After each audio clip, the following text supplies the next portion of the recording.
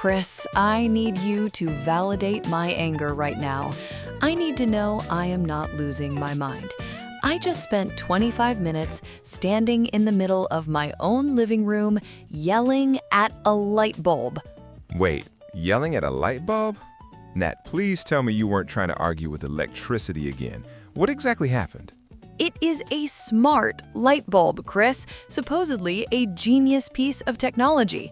I just wanted to sit on my sofa, drink some tea, and read a physical book. So I asked the smart speaker on my shelf to turn on the living room lamp. Just a simple request.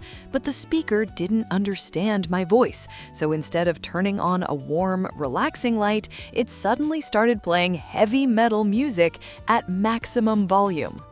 Oh no, a heavy metal concert in your living room. Yes, and I couldn't find my phone to turn it off because it was buried in my purse. Then my dog started barking at the music. The neighbors probably thought I was having a wild party, and I ended up just sitting on the floor in the dark, covering my ears, waiting for the song to end. Oh, Nat, the absolute beauty of the modern home. We try so hard to make our lives easier. We buy all these expensive gadgets to save us time, and we end up fighting with a piece of plastic on a Tuesday night. But honestly, your smart home disaster perfectly leads us into our main topic today. Welcome to the podcast, everyone. Yes, we are going to talk about how it helps us, how it connects us, and how it quietly drives us completely crazy. Exactly. And please, make sure you listen closely and stay until the very end of this episode, because the final tip we're going to share is the exact, simple strategy that completely cured my terrible habit of checking work emails at 3 a.m. It broke my phone addiction, and it is an absolute lifesaver for your mental health. Oh, I desperately need to write that strategy down in my notebook. My sleep schedule is a total disaster right now. But before we get to that secret, we have a tiny, gentle favor to ask our wonderful listeners. Right. If you enjoy taking a quiet break with us, please take just 1 second to click the like button right now. It tells the YouTube algorithm that we're doing a good job and helps this community grow. And please don't forget to subscribe so you never miss a cozy session with us. All right, Chris, let's talk about the screens that rule our lives. So, Nat, before we start complaining about our devices, let's do a quick, honest check-in. On a scale from 1 to 10, how good are you with computers and gadgets? Oh, wow. Maybe a 4? And that is being generous. I am definitely, absolutely not tech-savvy. Tech savvy. That is our first fantastic vocabulary word for today. Let's break it down. If you are tech savvy, it means you understand modern technology very well.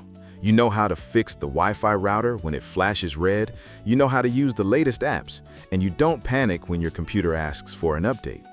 Right. My younger brother is incredibly tech-savvy. If my laptop freezes, he pushes 3 buttons and fixes it in 2 minutes. If I try to fix it myself, I usually accidentally delete all my family photos or change the language to Swedish. So you are not tech-savvy. But here's the interesting part. You still use technology all day, every day. We all do. We don't have a choice anymore. And guys, before we go deeper into my tech struggles, I want you to notice the grammar Chris and I are using right now. This is a very common mistake for English learners. In English, the word technology is usually an uncountable noun. We say technology is, not technologies are. Exactly. That is a great catch, Nat. Technology is changing our lives rapidly. You treat it as a singular, abstract concept. You do not say the technologies are changing. So even though I am not tech-savvy, I depend on it completely. My smartphone is my alarm clock, it's my work calendar, it's my digital map. Honestly, without my phone, I am completely lost in my own city. I don't know any phone numbers by memory anymore. It's my quiet guide. It is a wonderful guide, until the battery dies at 5 p.m. Then it becomes a useless black brick, and you suddenly realize how dependent you are. Exactly. And that realization brings us to a very important, highly descriptive phrase. Technology is an amazing tool, but it's also a double-edged sword. A double-edged sword. I love this phrase. It's advanced, it sounds incredibly natural, and it's very poetic. It means a situation or tool has both very positive consequences and very negative consequences. It cuts both ways, like a sword with two sharp sides. Right. Let's look at the positive edge of the sword first. Because of technology, I can open my laptop and make a crystal clear video call to my grandmother, who lives thousands of miles away. I can see her smile. That is literal magic. It is magic. GPS is another great example. GPS prevents us from getting lost in dangerous places. That's the good edge. But the bad edge, we have completely lost our natural sense of direction. If the GPS breaks, I don't even know which way is north. Exactly. And another negative edge, my phone constantly interrupts my real life. I'll be having a beautiful, romantic dinner with my husband, and suddenly, beep, beep, beep, a notification from work. The magic tool suddenly ruins the human connection. Yes, group chats, emails, news alerts, app updates, it never ever stops.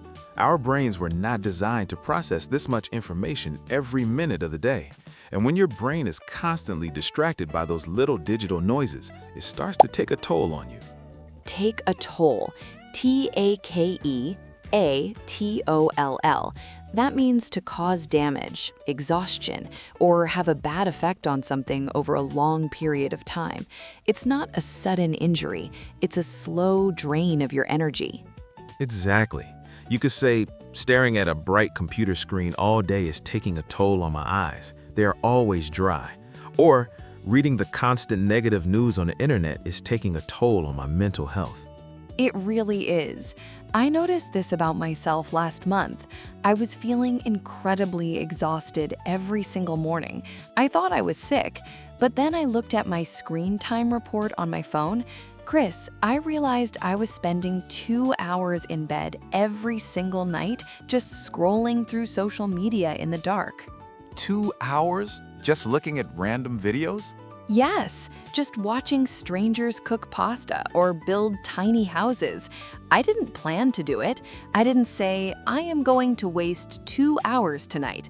I just opened the app for 5 minutes and I completely slipped into a habit. Slip into a habit. That is a very important phrasal verb. It means you start doing something regularly, but you do it slowly, gradually, and without realizing it. You slip, like walking on wet ice. Exactly. I slipped into a bad habit. I lost control of my own time. So I knew I needed to do something drastic to reset my brain. I decided I needed a massive digital detox. The famous digital detox. This is a very modern phrase. A digital detox is a period of time where you intentionally and completely stop using electronic devices. No phones, no laptops, no tablets, to reduce stress and reconnect with the physical world. So tell me the truth, Nat. Did you do it? Did you throw your phone into the river? I didn't throw it in the river because it was very expensive, but I did turn it completely off for an entire weekend, from Friday night after work until Monday morning when I woke up. Wow, a full 48 hours with no connection. How did that feel? Was it absolutely terrifying? For the first 5 hours, yes, it was horrible. I experienced real withdrawal. I kept reaching into my jeans pocket to grab a phone that wasn't there. I kept hearing phantom vibrations in my leg. My brain was begging for a distraction. That is scary. That proves how addicted we actually are. But what happened after the panic stopped? By Saturday afternoon, it was incredible, Chris. The silence was loud, but it was beautiful. I read a physical paper book for 2 hours. I drank my coffee on the balcony without taking a picture of it. I actually looked at the trees in my neighborhood and noticed the color of the leaves. I felt human again. That sounds incredibly peaceful. I am honestly a little jealous. But Net, as we promised our listeners at the beginning of the episode, a full weekend detox is just not realistic for everyone. I have a very demanding office job. Sometimes there are emergencies. I simply cannot turn my phone off for 3 days without getting fired. Right. Many of our students probably feel the same way. You need the technology to survive in the modern world. So what is the secret, realistic strategy you promised us, Chris? How do you survive the digital noise and protect your peace without throwing your phone away? Okay, everyone, listen closely. Here is the secret rule that saved my sleep, my focus, and my sanity. Like I mentioned, I used to check my work emails at 3 a.m. If I woke up to go to the bathroom, I would grab my phone from the bedside table, look at an email from my boss, and my heart would start racing. I couldn't go back to sleep. It was taking a massive toll on me. So I bought a cheap, ugly $5 plastic alarm clock in my bedroom, and I made one strict, unbreakable rule for my house. My phone goes to sleep in the kitchen. Your phone sleeps in the kitchen, not in your bedroom? Exactly. I plug it into the charger on the kitchen counter at 9 p.m. every single night, and I walk away. I leave it there. If I wake up at 3 a.m. and I feel anxious, the phone is in another room. The secret is friction. I am way too lazy to get out of my warm bed, walk down the cold hallway in the dark, and go to the kitchen just to check an email. So I just close my eyes and go back to sleep. It broke the habit immediately. That is absolutely brilliant, Chris. The phone goes to sleep in the kitchen. You created physical distance between yourself and the temptation. You took the power back. Yes, because remember, guys, technology is not inherently good or bad. It's not an evil monster. It's just a tool. Your small daily choices decide if it makes your life easier or if it takes a toll on your mental health. Let's just sit with that empowering idea today, guys. You don't need to remember all of this vocabulary perfectly right now. You don't need to pass a test.